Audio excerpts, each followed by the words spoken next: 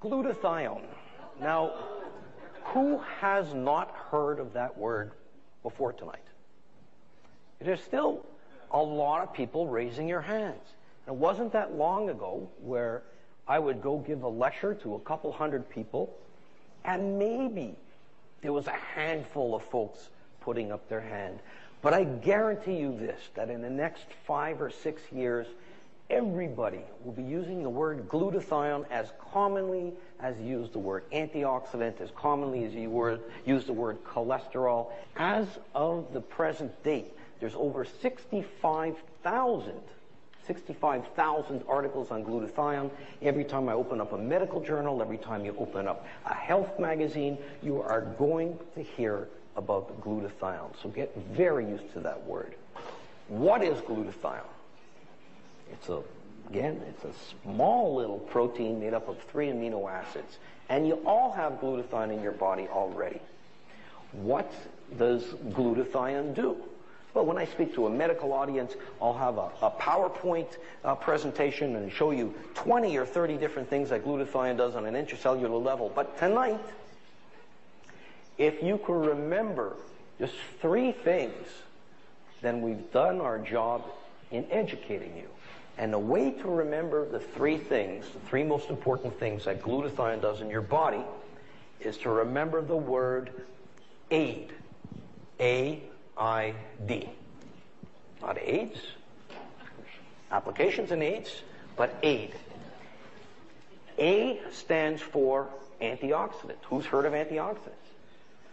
Everybody's heard. It's a patronizing question, but the reason why I ask it is to make a point. If I would have asked you 30 years ago, maybe there wouldn't have been a few people raising their hands. But now everybody's heard of antioxidants, so you would think that given the importance of antioxidants in so many health issues, that your body would make its own antioxidant.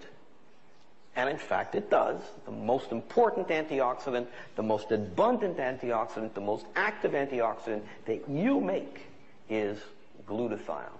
And this is one of the reasons why, if you look at the literature, you see glutathione described as the master antioxidant. The other reason why it's called a master antioxidant is, get this, none of the other antioxidants that you mentioned, and none of the other antioxidants that you're going to find at a health food store or at a pharmacy, none of them could work were it not for the presence of glutathione. We said A-I-D. Let's move on to I, the immune system. Another hot topic. Are you able to pick up a newspaper these days without reading something about the immune system? You're reading about Ebola, you're reading about West Nile, you're reading about the avian flu, you're reading about all these wonderful bugs that are making themselves into our population.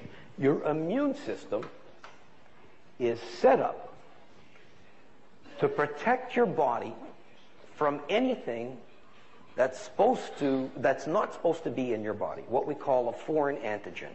And a foreign antigen could be a bacteria, it could be a virus, it could be a fungus, it could be many different things that aren't supposed to be in your body. Your immune system is set up to prevent that from happening.